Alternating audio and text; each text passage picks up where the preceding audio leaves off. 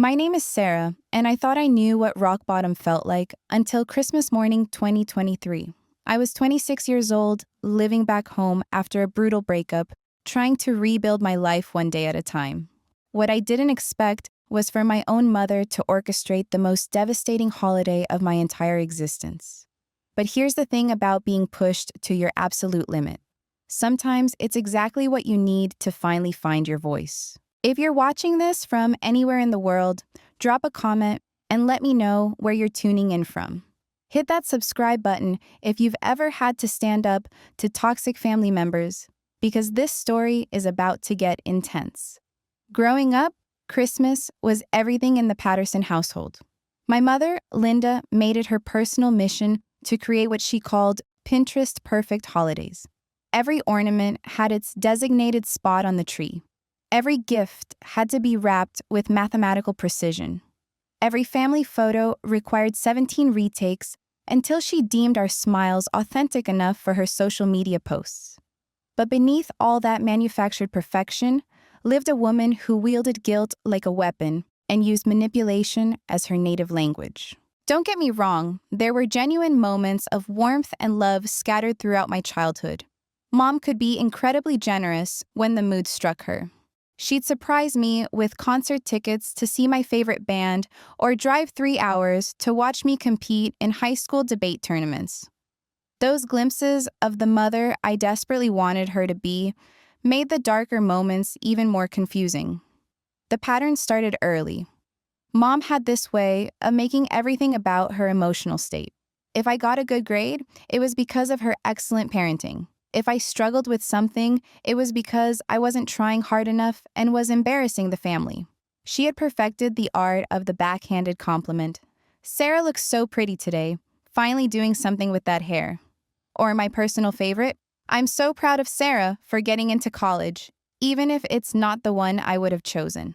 My father, David, was a kind but conflict-avoidant man who worked long hours at his engineering firm. He'd mastered the skill of selective hearing when Mom launched into one of her dramatic monologues. "Your mother just wants what's best for you," became his standard response to any complaint I had. He meant well, but his refusal to address her behavior essentially enabled it for decades. My younger brother Marcus, 3 years my junior, had somehow figured out how to navigate Mom's emotional minefield. He was naturally charming and had inherited her gift for saying exactly what people wanted to hear. While I constantly found myself in the crosshairs of her criticism, Marcus could do no wrong. He was the golden child who validated all her parenting theories, while I was the difficult one who questioned everything. College provided me with 4 blissful years of distance. I studied communications at a university 6 hours away, calling home just enough to avoid guilt trips about being an ungrateful daughter. Those years taught me what healthy relationships actually looked like.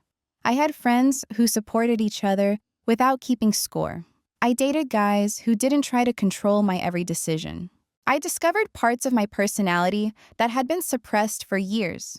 But then came the economic crash of my personal life. My serious boyfriend of 3 years, James, decided he needed to find himself, which apparently involved finding himself with his coworker, Emma. The breakup was brutal and public, happening just 2 weeks before I was supposed to move in with him. I was suddenly homeless, heartbroken, and financially unstable all at once. Mom's offer to move back home seemed like a lifeline at the time. "Come home, sweetie," she said during our tearful phone call. "You can save money, get back on your feet, and we can spend some quality time together. It'll be like old times." What she failed to mention was that old times included her treating me like I was still 16 years old. The rules started immediately. I had a midnight curfew despite being a grown adult with a full-time job. I wasn't allowed to have friends over without 24 hours notice. My personal mail was scrutinized. My phone calls were monitored with the excuse that she was just trying to be helpful and supportive during my difficult time. But the worst part was the constant stream of commentary about my life choices. Every outfit was too tight or too frumpy. Every job interview was handled wrong. Every attempt at dating was met with detailed analysis of why the guy wasn't good enough or why I was moving too fast or too slow. She had an opinion about everything from my haircut to my choice of breakfast cereal. I tried setting boundaries, I really did. Mom, I appreciate your concern, but I need to make my own decisions. Her response was always the same wounded bird routine. Tears would well up in her eyes as she explained how she was only trying to help because she loved me so much. How could I be so cruel to the woman who sacrificed everything for me? How could I hurt her feelings when she was just being a caring mother? The guilt was suffocating. Every conversation became an emotional negotiation where I ended up apologizing for things that weren't my fault. I found myself walking on eggshells in my own childhood home, carefully monitoring my words and actions to avoid triggering another dramatic episode. Marcus, now 23 and living across the country, would call occasionally and always take Mom's side. You know how she is, Sarah. Just go along with it to keep the peace. You're living there for free, so what's the big deal? Easy for him to say from his comfortable apartment 3,000 miles away. The months leading up to Christmas 2023 were particularly tense. I'd been working overtime at my marketing job, saving every penny to move out by spring. Mom seemed to sense my impending departure and ramped up her controlling behavior accordingly.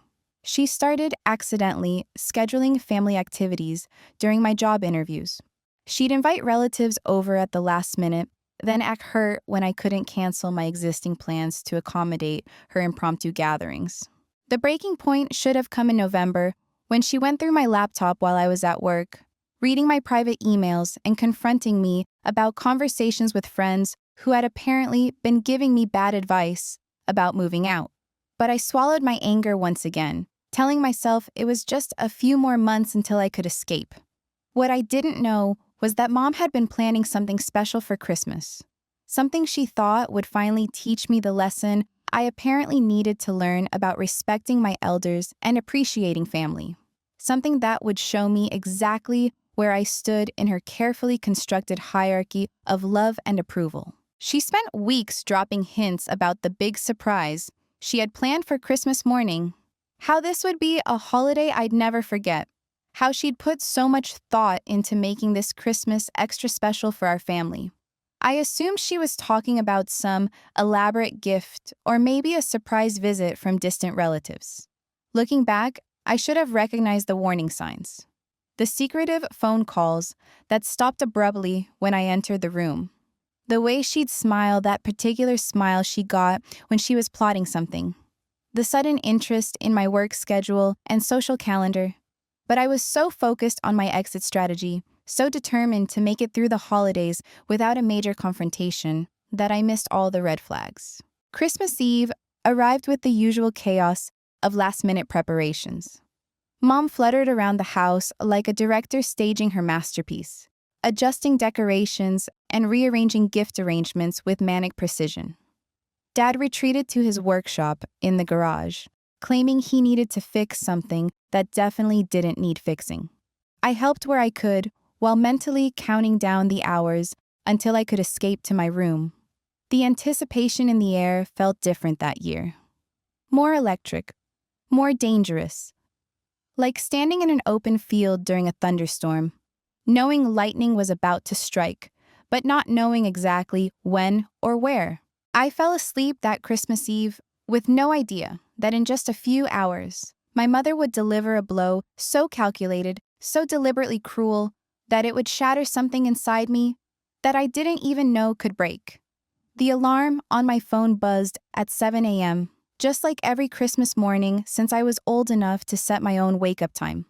But this year felt heavier somehow, like the air itself was thick with unspoken tension. I could hear Mom already bustling around downstairs, her footsteps quick and purposeful against the hardwood floors. I threw on my robe and padded downstairs to find the living room transformed into what looked like a magazine spread. Every surface gleamed, every ribbon lay perfectly straight, and the tree stood like a monument to seasonal perfection.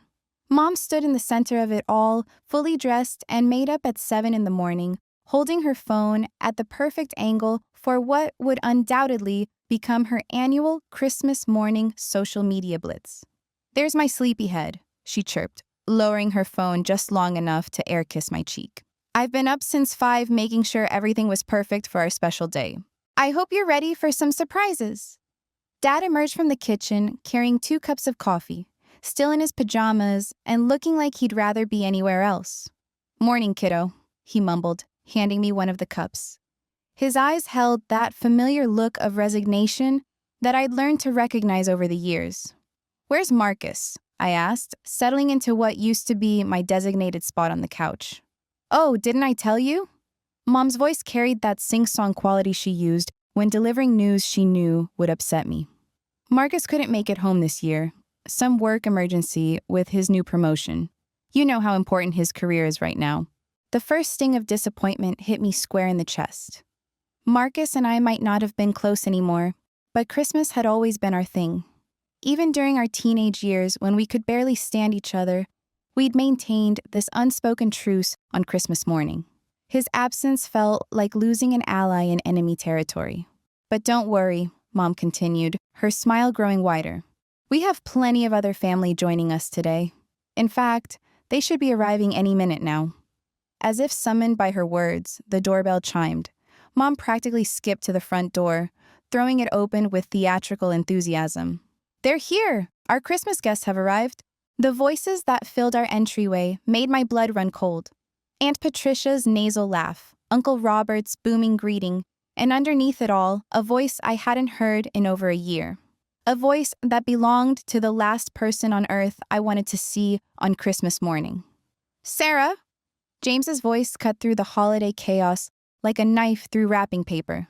"Wow, you look exactly the same." I sat frozen on the couch, coffee mug suspended halfway to my lips, as my ex-boyfriend walked into our living room like he belonged there.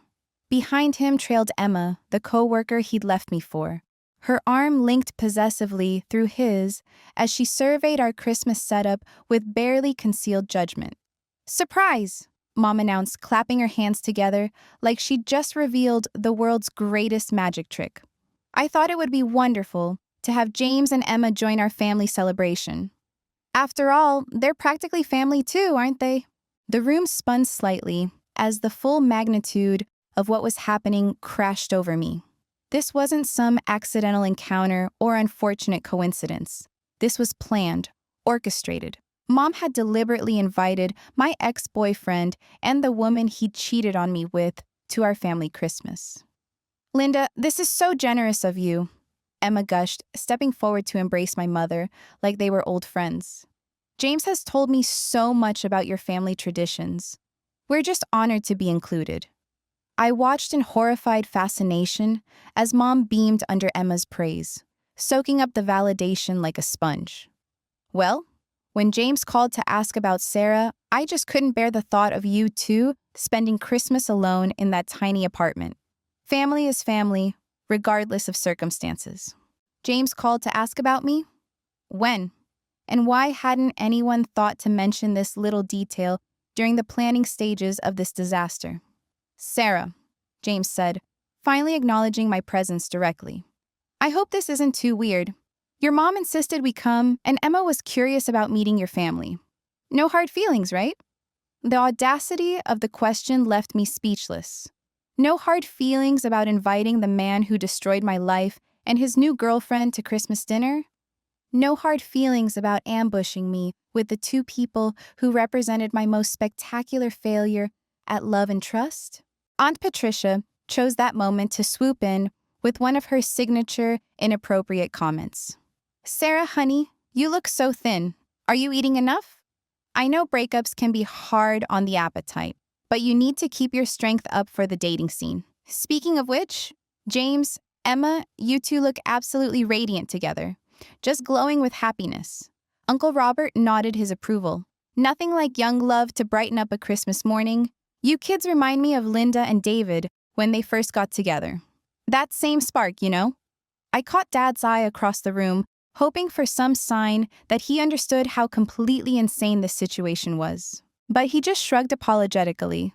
and buried his nose deeper in his coffee mug, retreating into his familiar shell of willful ignorance. Mom continued her role as gracious hostess, fluttering around James and Emma like they were visiting royalty. "James, you simply must try my famous Christmas morning cinnamon rolls. I made them from scratch using my grandmother's secret recipe. Emma, that sweater is absolutely gorgeous. Where did you find it?" "Oh, James picked it out," Emma replied, shooting him an adoring look that made my stomach churn. "He has such wonderful taste. I'm so lucky to have found someone who pays attention to the little details." The comment landed like a slap across my face. During our 3 years together, James had never once picked out clothing for me. He'd barely remembered my birthday half the time, let alone paid attention to my personal style preferences. "Well, isn't that sweet?" Mom cooed. "Sarah, you should take notes. Men love women who appreciate their efforts." The implication hung in the air like smoke from a house fire. According to Mom's twisted logic, the reason James had left me for Emma wasn't because he was a cheating liar, but because I hadn't been grateful enough for his minimal efforts at romance. I excused myself to the bathroom, desperately needing a moment to process what was happening. Standing in front of the mirror, I stared at my reflection and tried to make sense of the woman staring back at me. When had I become someone who accepted this level of disrespect? When had I stopped fighting for my own dignity? A knock on the bathroom door interrupted my spiral. "Sarah, it's me." Dad's voice was quiet, almost apologetic. I opened the door to find him standing in the hallway, looking more uncomfortable than I'd ever seen him. "I didn't know," he said simply. "She told me she'd invited some friends from church. I had no idea about James and Emma." "Did you know she's been talking to him? That he called asking about me?" Dad's expression confirmed my worst suspicions. "She mentioned he'd reached out, said he was concerned about you after the job situation. I told her it wasn't a good idea to get involved, but you know how your mother is when she sets her mind to something."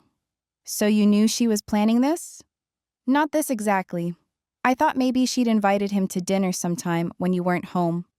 I never imagined she'd ambush you on Christmas morning with both of them." The fact that they'd been discussing me behind my back, making decisions about my life without consulting me, felt like another betrayal stacked on top of an already impossible situation. "Why?" I asked, though I wasn't sure I wanted to hear the answer. "Why would she do this to me?" Dad was quiet for a long moment, his engineer's brain probably calculating the safest possible response. "I think she believes she's helping. In her mind, seeing James happy with someone else will give you closure and motivate you to move forward. She thinks you've been wallowing. Wallowing. As if grieving the end of a 3-year relationship and rebuilding my entire life from scratch was somehow self-indulgent behavior that needed correction. She's testing you," Dad continued, his voice barely above a whisper. "She wants to see if you'll stand up for yourself or if you'll just take it like you always do." The words hit me like a physical blow. Even my own father saw me as someone who just took it. When had I become so predictable in my passivity? When had my family started viewing my pain as entertainment? I walked back into the living room to find Mom directing a full-scale photo session. James and Emma posed by the Christmas tree while she snapped pictures with her phone, offering enthusiastic direction about angles and lighting. "Perfect. Now, Emma, lean into James a little more. That's it. Sarah, come join us for a family photo." The casualness with which she included my ex-boyfriend in our family photo was breathtaking in its cruelty. But what happened next pushed me past the point of rational thought. "Actually," Emma said, her voice dripping with false sweetness, "maybe I could take some photos of just the Patterson family. I know how important these traditions are, and I wouldn't want to intrude on something so personal." Mom's face lit up like Emma had just offered to donate a kidney. "Oh, aren't you just the most considerate thing? Sarah, you could learn something from Emma's thoughtfulness. She understands the importance of family bonds." I watched in horrified fascination as Emma positioned herself behind Mom's phone, directing our family photo like she was the designated photographer at a wedding she'd crashed. Okay, Linda, you stand in the middle. David, put your arm around her shoulder. Sarah, maybe smile a little bigger. You look a bit tense. The woman who'd stolen my boyfriend was now giving me posing instructions for my own family Christmas photo. And my mother was eating it up like it was the most natural thing in the world. You know what would be fun? Mom announced, clearly inspired by Emma's helpfulness. Let's do present opening now. I have some very special surprises this year. She began distributing gifts with the precision of a military operation. James and Emma received beautifully wrapped packages that looked suspiciously more expensive than anything under the tree with my name on it. Dad got his usual assortment of tools and work shirts. Aunt Patricia and Uncle Robert unwrapped matching scarves that Mom had obviously spent considerable time selecting. Then she handed me a small box wrapped in paper that looked like it had been recycled from last year's gift exchange. This one's special, Sarah. I put a lot of thought into choosing something that would really mean something to you. I unwrapped the box with growing dread, somehow knowing that whatever was inside would be designed to hurt me in the most precise way possible. Inside, nestled in tissue paper, was a small ornament, a ceramic angel holding a banner that read "New Beginnings." I thought it was perfect for you, Mom explained, her voice carrying that particular tone of manufactured kindness that always preceded her cruelest moments. You've had such a hard time moving forward this year, and I wanted to give you something to inspire positive change. Sometimes we need to be reminded that when one door closes, another opens. The symbolism was so heavy-handed it was almost comical. Except I wasn't laughing.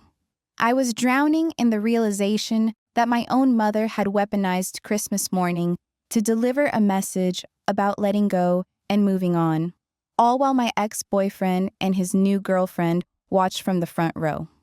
That's so thoughtful, Linda, Emma chimed in. Sarah, you're so lucky to have a mother who cares enough to help you process your emotions in a healthy way. James nodded his agreement. Your mom always was great at giving advice.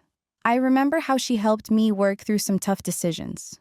His eyes met mine briefly, and I saw something that might have been guilt flicker across his face before he looked away. Tough decisions. Like the decision to cheat on me with his coworker. Like the decision to string me along for weeks while he figured out his feelings. Like the decision to leave me homeless and heartbroken just weeks before Christmas. Mom beamed at their praise, basking in the validation of her parenting techniques from the two people who had caused me the most pain in recent memory. I just believe in tough love sometimes. Sarah has always been sensitive, and sometimes sensitive people need a gentle push to face reality. Aunt Patricia jumped into the conversation with her trademark lack of filter. Oh, Linda's right. Sarah, you always were the dramatic one. Remember how you used to cry over every little thing when you were little? Some people just feel everything more intensely. It's not necessarily a bad thing, but you do need to learn when to let go.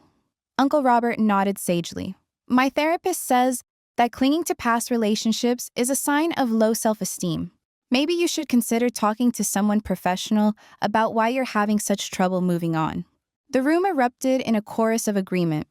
Everyone had an opinion about my emotional state, my coping mechanisms, my apparent inability to process loss in a socially acceptable time frame.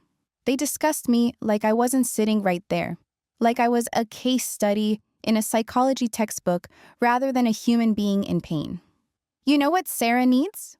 Mom announced, her voice rising with excitement as a new idea took hold. She needs to start dating again. Emma, you must have some single friends from work. Maybe you could set her up with someone nice. The suggestion that Emma should help me find a new boyfriend was so absurd, so completely tone-deaf, that I actually laughed out loud. A short, bitter sound that cut through the room's cheerful chatter like a chainsaw. Something funny, sweetie? Mom asked, her smile faltering slightly.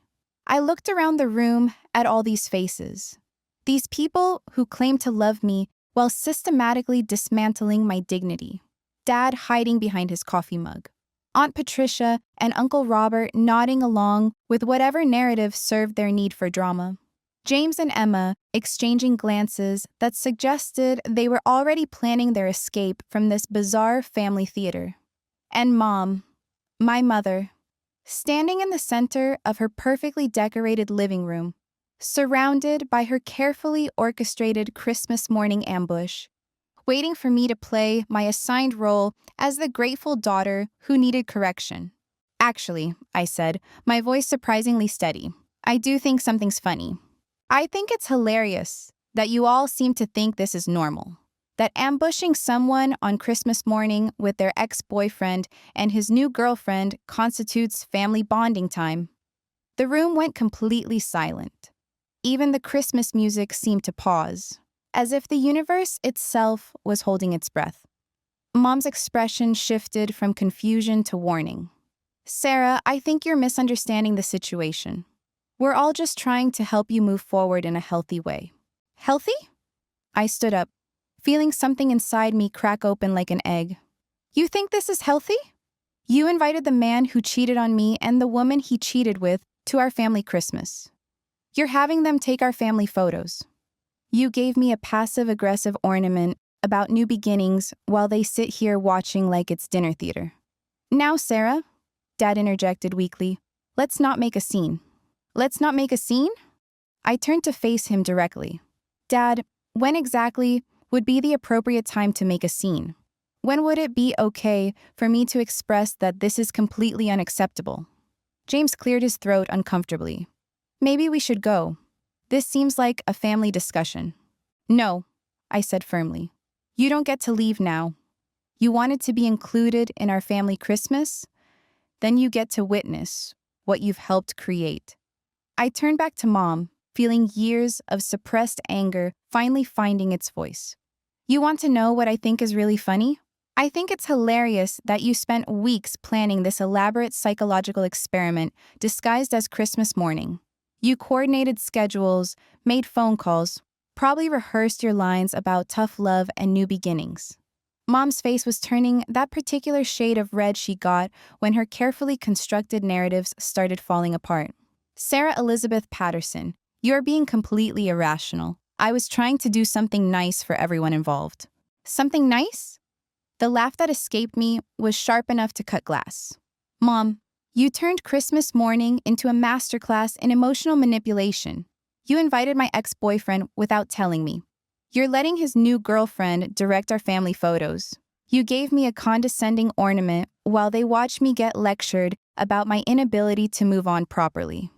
Emma shifted uncomfortably in her chair, finally realizing she was witnessing something far more complicated than a simple family disagreement. Maybe James and I should really go. This feels very personal. Everything feels personal when you're the entertainment, I shot back. Did Mom tell you why she invited you here, Emma? Did she explain that this was designed to teach me some kind of lesson about resilience?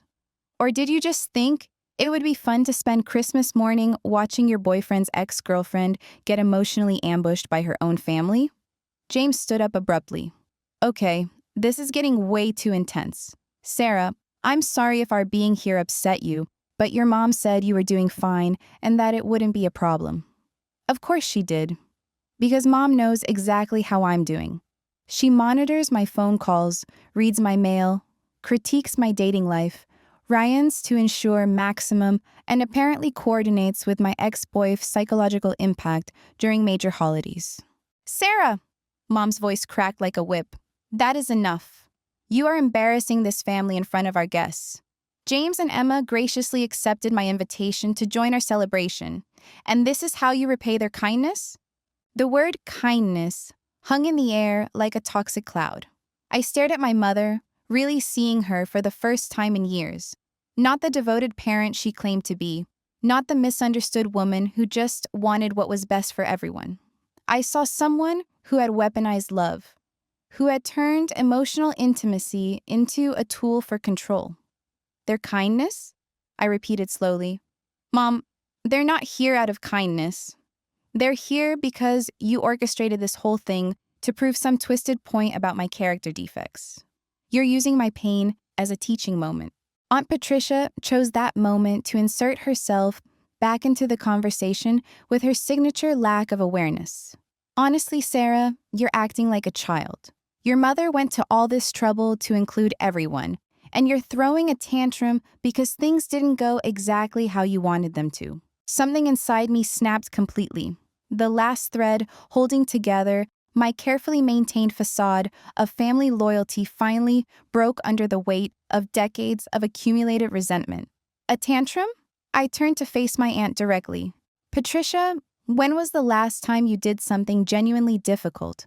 When was the last time you rebuilt your entire life from scratch while living under someone else's roof and being criticized for every decision you made?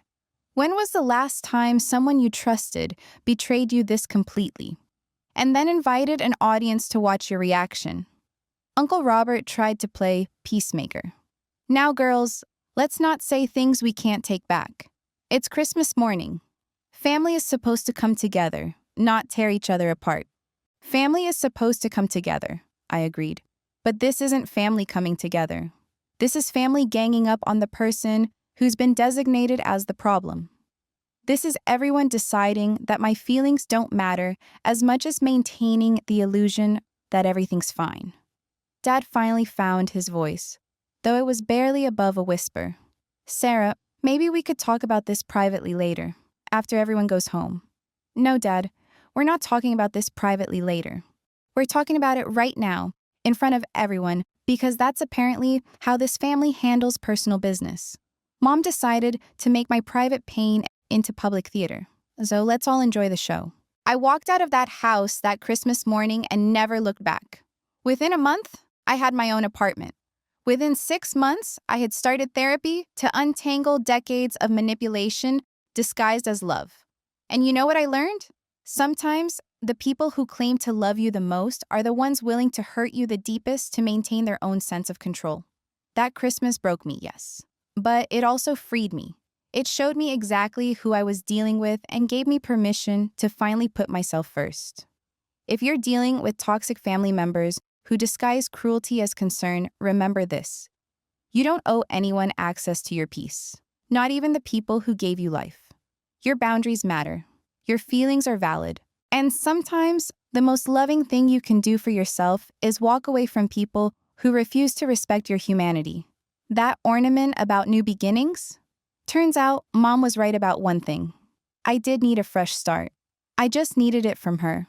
If this story resonated with you, drop a comment about your own experiences standing up to family toxicity. Hit subscribe if you want to hear more stories about breaking free from manipulation and finding your voice. And remember, you're not responsible for managing other people's emotions at the expense of your own well-being. Sometimes the best gift you can give yourself is the courage to say enough is enough.